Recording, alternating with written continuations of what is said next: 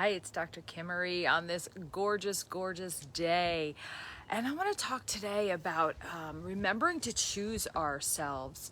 I talk about stress, I talk about perfectionism and self sabotage a lot because I tend to attract people who are high achievers, who are just really good at what they do and can fall out of balance very easily because they are the type of people that love helping people, right? Like myself, I love helping people. I love to problem solve. I love to feel valued. I love to create, right?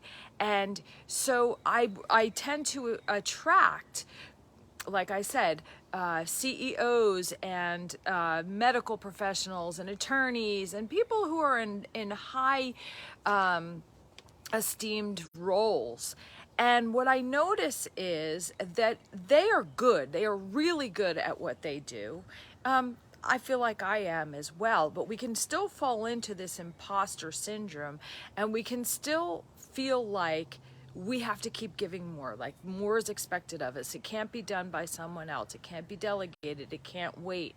All of these things that we tell ourselves in order to self-sabotage and forego the things that are important for our well-being, for our sense of harmony in our body, which, once it's out of alignment, things just start to get worse. So it's really choosing ourselves. I was speaking with one of my clients who has just really gone up in the time that I've worked with her in her career. She's continued to climb that ladder and be valued and chosen for the next roles. I've seen her through 4 or 5 different roles in her career, and each one she's made more money, she's gotten more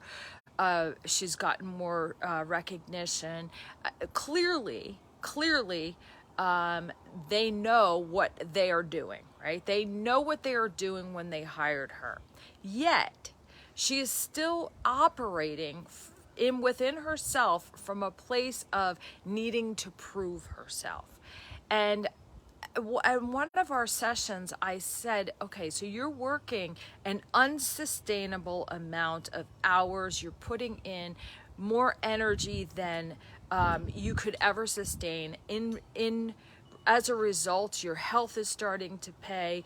Your relationship in your second marriage is starting to have the same pattern, and we can catch all this. So the thing is that is what life does. Life will continue to give us the same kind of opportunities to master it differently, to show up differently. And so my thought was, they've already chosen you.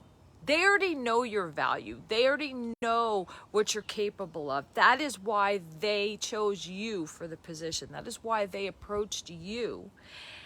And somewhere in your mind, based on someone else's experience, it became, I need to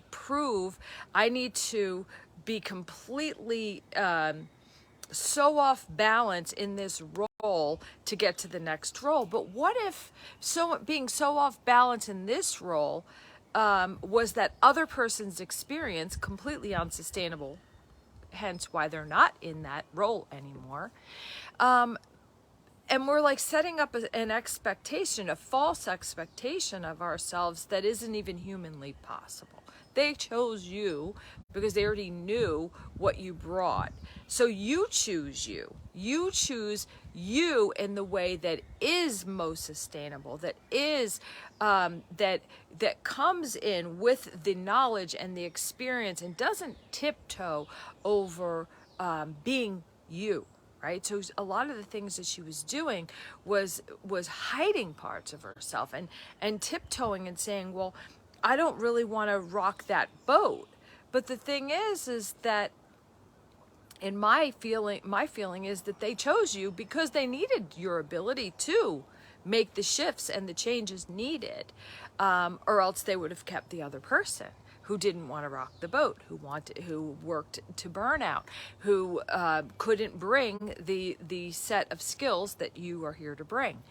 So I say that all to say that in relationships, in love relationships, in work relationships, in life, we get chosen to be in situations with our partner, with our friends, with our job, with our clients, and then somewhere along the way, we can still talk ourselves out of our value.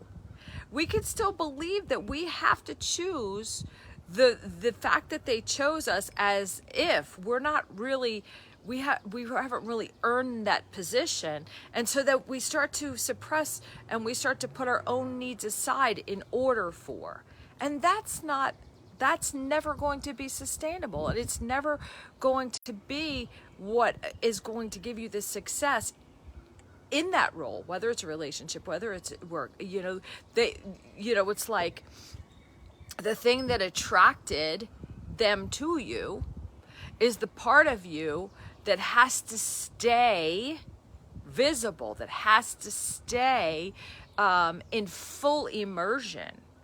Right? We don't start now going, oh my goodness, I better not show that part of me again. I better not be too much Kim Marie. I better be a watered down version or they won't be able to handle it. Well, no, it's the opposite. We want all of you. We want the full version, the full immersed, empowered version of you.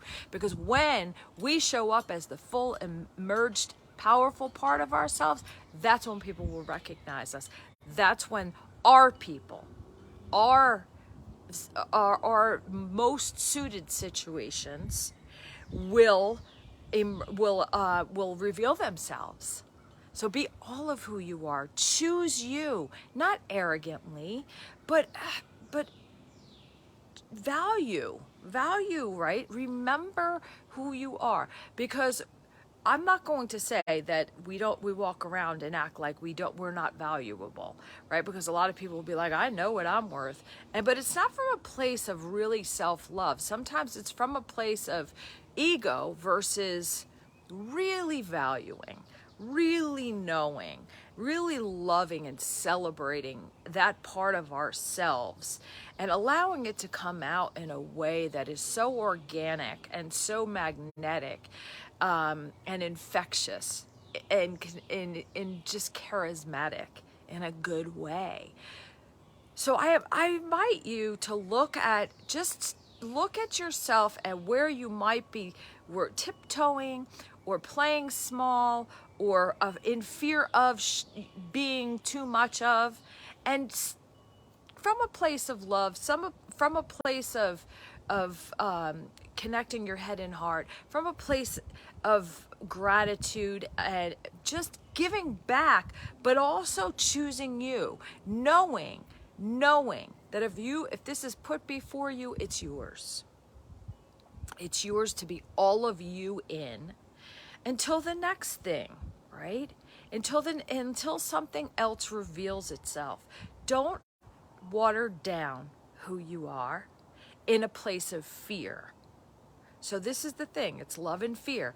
From a place of fear, don't water down who you are. From a place of love and value, show up, and you will always be in the place that's going to be sustainable for you. I hope you have an amazing day. I love you lots. Bye-bye.